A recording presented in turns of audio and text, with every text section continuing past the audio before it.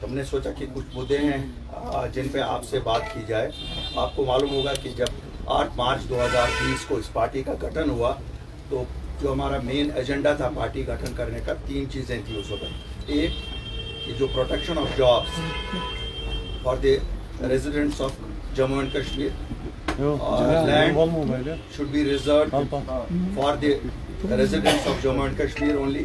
तीसरा था restoration of statehood. These were the main agenda points. बाकी उस वक्त के हालात के हिसाब से यहाँ सब बंद था, प्रिजनर्स का रिलीज था, बाकी सब चीज़ें थी, लेकिन मेन एजेंडा ये थी। अल्हम्दुलिल्लाह अल्लाह ताला के फजल से आउट ऑफ द 3 थिंग्स 2 चीज़ें हमने कामयाबी हमें मिली है अपनी पार्टी को। और जॉब्स की प्रोटेक्शन का सिलसिला जहाँ तक था, हमने जॉब्स की प्रोटेक्शन के लिए एक बाज़ाब्ता ऑर्डर गवर्नमेंट ऑफ इंडिया से लाया। ठीक है, उसमें थोड़ा सा डोमिसाइल का जो उन्होंने किया है 15 साल है। अल्लाह के फजल से जिस वक्त सरकार यहाँ बनेगी उस वक्त हम एक तो रेस्टोरेशन ऑफ परमानेंट PRC जो हमारी थी वो भी करेंगे, और दूसरा this tenure would also be increase. लेकिन प्रोटेक्शन तो है कि जम्मू कश्मीर के बच्चे ही जम्मू कश्मीर में जॉब ले सकते हैं, सरकारी जॉब्स। नंबर 2, ज़मीनों का 95% का प्रोटेक्शन है, खाली इंडस्ट्रियल यूज़ के लिए। जो पहले लीज पे होती थी अब वो खरीद सकते हैं, लेकिन 95% which is agriculture land can not be bought by non residents other than the state of Jammu and Kashmir और the UT of Jammu and Kashmir, whatever you may call. तीसरा है रेस्टोरेशन ऑफ स्टेट। आज हमारी मीटिंग थी, दोनों खित्तों में मीटिंग थी, जम्मू में भी और यहाँ पर भी। सभी हमारे ओहदेदारान मीटिंग में थे।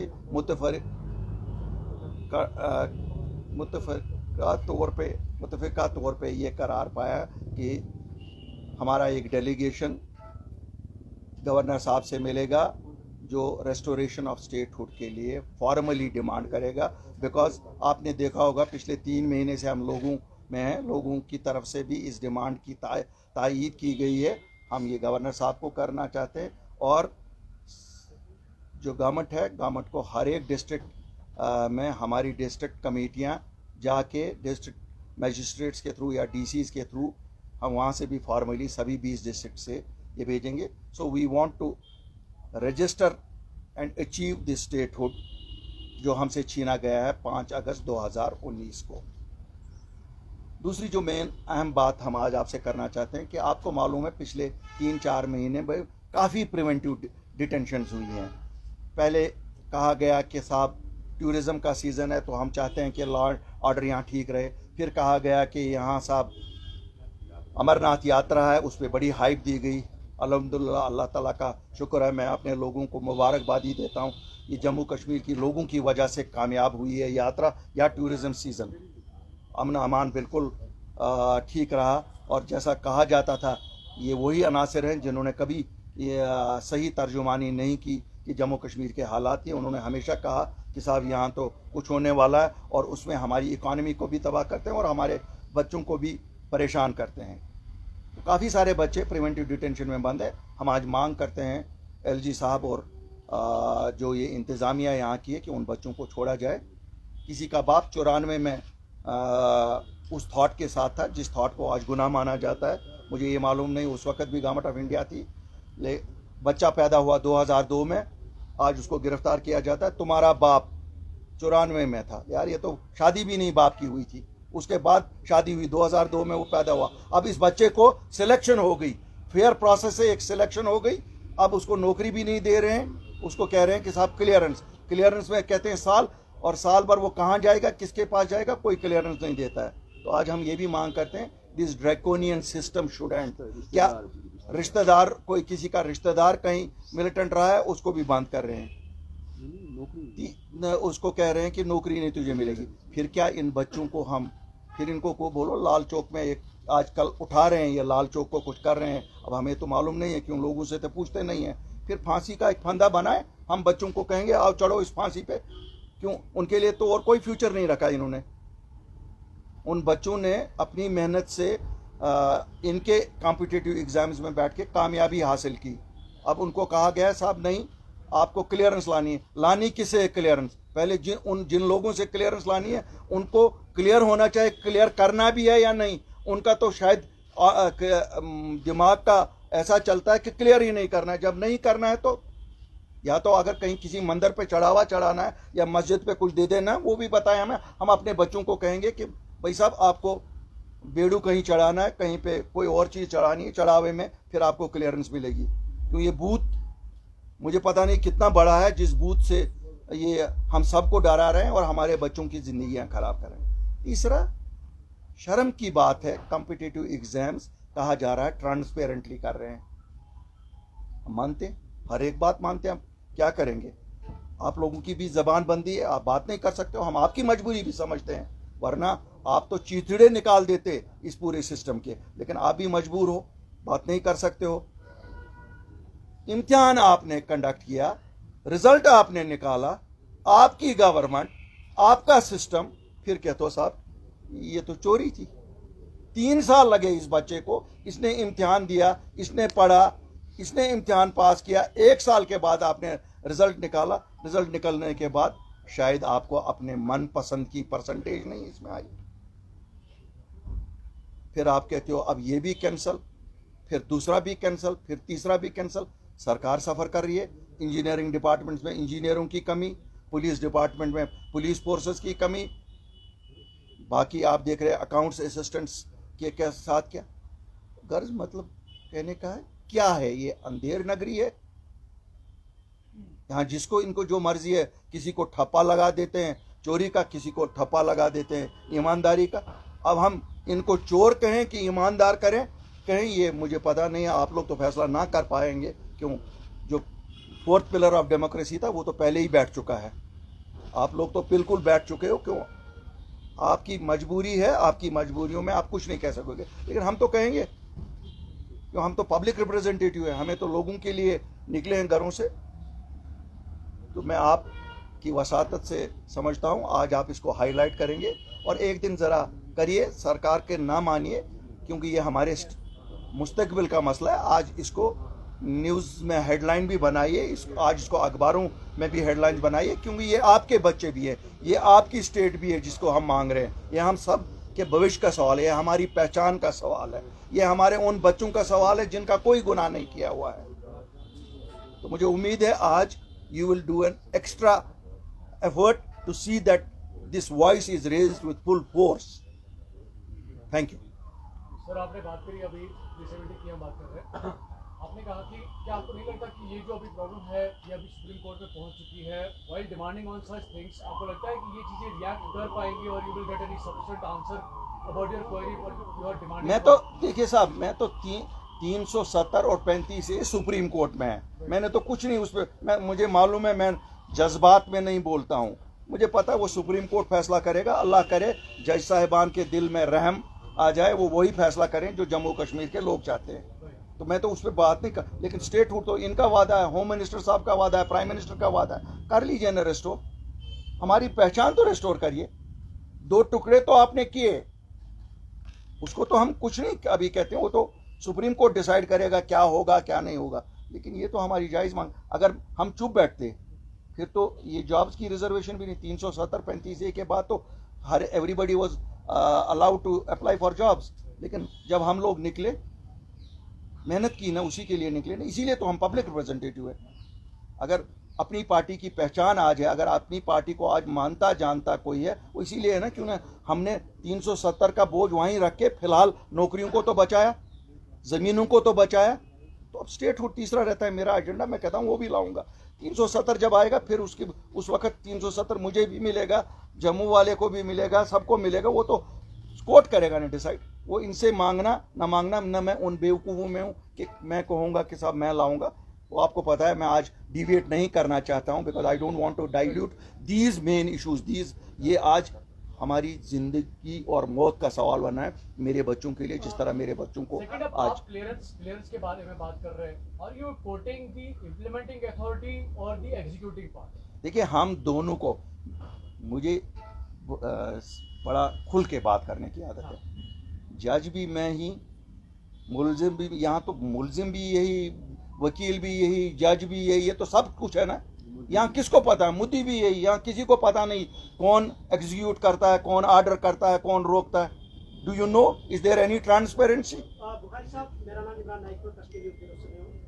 रिसेंटली जो नॉन लोकल वोटर्स को राइट्स देने का जो इशू बना था, हालांकि उस पर गवर्नमेंट ने क्लैरिफिकेशन दी थी और आपने भी उस पर स्टेटमेंट भी दिया था और थैंक्स किया था गवर्नमेंट का। बिल्कुल। लेकिन उसमें अभी भी पॉइंट बना हुआ है कि ordinary residents, who are the ordinary residents, या ये लोग कौन है? तो गवर्नमेंट ने भी अभी तक इसकी क्लैरिफिकेशन नहीं दी है। क्या अगर आपको वो समझ आया कि ऑर्डिनरी पीपल कौन है और उनका क्राइटेरिया क्या है, तो प्लीज। बेटा आपका नाम क्या है? इमरान नाइक। इमरान साहब, मैं एक बताऊंगा, एंड ऑफ सितंबर ये कंप्लीट हो रही है। मैं आप सबको भी, और मैंने अपनी जमात में तो हमने किया ही तय है, अपने वर्कर्स को भी, जो पहला रोल आएगा मैं उठाऊंगा। मिसाल के तौर पर मैं अमीरा कदल का हूँ, मैं देखूंगा इसमें मुझे कोई इन्होंने नॉन रेजिडेंट तो नहीं लगाया है, कोई बाहर का तो नहीं लगाया, फौज का तो नहीं लगाया। अगर लगाया होगा शायद मैं 15 मिनट भी नहीं लेता हूँ आप लोगों को तकलीफ देने में। मैं तो आप लोग, हम सब होशियार रहेंगे। हम सोए हुए अब 5 अगस्त की तरह नहीं है। उस दिन हमें लीडरों ने सुलाया कि हमने बनाई पगड़, हम बचाएंगे 370 को। आज हम सोए हुए नहीं हैं। We are alive, this group of people is alive to every situation. हमारी कोई रिश्तेदारी किसी के साथ नहीं है। हम इसलिए क्लैरिफिकेशन गवर्नमेंट ऑफ इंडिया से पहले मांगते, क्यों हम कहते हैं मुक्के से कुछ नहीं निकला।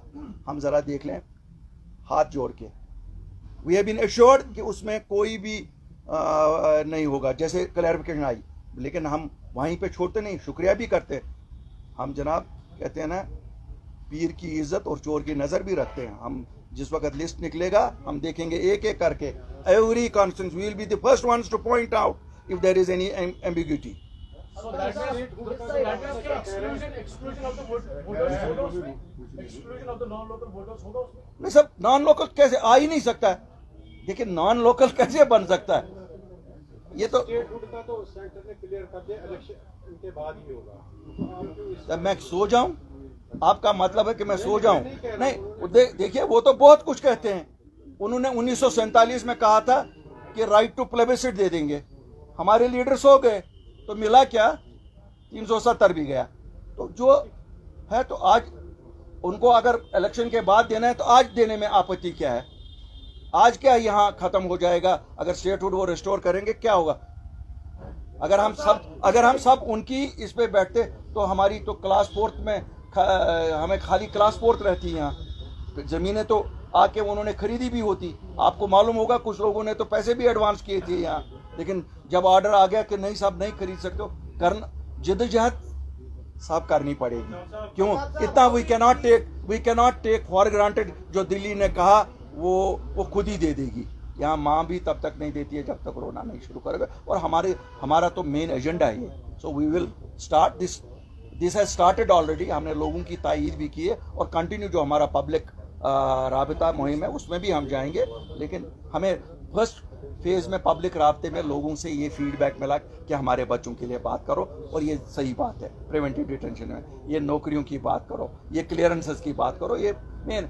बाकी मैं नल का पानी इसकी बात नहीं करना चाहता। वो चलता है, नल का नहीं मिला, बिजली नहीं आई, ये चलेंगे। अब क्या करेंगे? हमारा जब सभी उजड़ गया तो उसमें क्या ढूंढूंगा मैं कि बिजली मुझे 4 घंटे मिलती है या 14 घंटे मिलती है। Altaf sir, how do you see Ghulam Nabi Azad's new avatar and its impact on existing political parties in J&K? You also blamed him of having some ties with BJP and trying to attempt to divide politics. मेरे भाई, मुझे लगता है मैं वाहिद सियासतदान हूँ जिसने इस पे बड़ी तफसील से बात की। मैं आज इस पे बहुत ज़्यादा बात नहीं करना चाहता हूँ। मैंने खाली रिएक्ट इसलिए किया जिस वक्त उन्होंने कहा मैं 5 अगस्त 2019 की पोजीशन बहाल करूंगा। मैंने याद दिलाया, आज़ाद साहब आपके मुंह से अच्छा नहीं लगता, because you are a votary with BJP. आपने तकरीर बेशक की, उस वक्त बड़ी जज्बाती की, शायद कपड़े के 1-2 बटन भी मत फाड़े होंगे, गालियां जितनी अलाउड हुई होंगी उतनी निकाली होंगी उसने, लेकिन वोट दिया बीजेपी के साथ। मुझे नहीं लगता 90% आप में से लोगों को भी परसों तक ये पता थी कि वोट उन्होंने बीजेपी के साथ एब्रोगेशन के हक में दिया। बाकी मैं और कुछ नहीं इस पे आज। I don't want to attention from the main topics of today's press conference, which are more important than Mr. Azad. मगर 3 साल तक किसी ने ये बात नहीं की कि अल्ताफ साहब ये आजाद साहब ने वोट दी। 3 साल तक किसी ने बात नहीं की। अब अगर अल्ताफ बुखारी ने सच बोला तो आप बताओ ना, अल्ताफ बुखारी झूठ बोला। अगर सच बोलना गुनाह है, ये गुनाह मैंने किया। आज एक प्ली डाली थी कश्मीरी पंडित एनजीओ उन्होंने प्ली डाली थी, तो वो प्ली हटाने के लिए कहा गया, जिसमें उन्होंने मांग की थी कि जो 90s में यहाँ पे उसका प्रूव किया जाए। वो रिजेक्ट होगी। वो रिजेक्ट होगी। देखिए ये बात तो आया है कि सुप्रीम कोर्ट ने जब आया की तो मैं रिजेक्ट की तो मैं क्या इस पे बोलूंगा। अल्ताफ साहब ना आप इम्पोर्टेंट है, मगर गुलाम नबी आजाद इम्पोर्टेंट अगर है कश्मीर के लोग इम्पोर्टेंट, लोगों के जज्बात इम्पोर्टेंट है। If I am not wrong, debate इस पे नहीं बनाना चाहते, लेकिन after the departure of Ghulam Nabi Azad Jammu Kashmir का जो पॉलिटिकल सिस्टम है वो पूरा हिल गया है। जितनी भी यहाँ मेन स्ट्रीम पार्टी इसी रेस में लगे हैं कि किसके कितने नंबर बढ़ जाएंगे, बीच में लोग पिस रहे हैं। What will be the future of the Kashmiri people? Afzal साहब, मैं आपके सेंटिमेंट समझता हूँ। आप भी मेरी तरह इसी रियासत के बाशिंदे हैं और आपके दिल में भी वही दर्द होगा जो मेरे दिल में है। यहाँ लीडरों की कमी नहीं है। लोगों के हकूक़ का तहफ़्फ़ुज़ जो कर सके, लोगों को सच जो बोल सके, दे आर ऑल वेलकम। जो झूठ बोलेगा आप भी उसको नंगा करोगे। फिलहाल आजकल आपको रोक इतनी लगी है कि आप सच बोल ही नहीं पाते हो। ये बात मैं नहीं कहता हूँ, हम रोज देखते हैं अखबार, गवर्नमेंट गेजेट है, अखबार स्टेटहुड। मैं तो कहता हूँ, इसीलिए तो मैं कहता हूँ स्टेटहुड वापस आएगी तो फिर आप फिर आजाद हो जाओगे। You will become the fourth pillar of democracy. It would be strengthened. Thank you sir.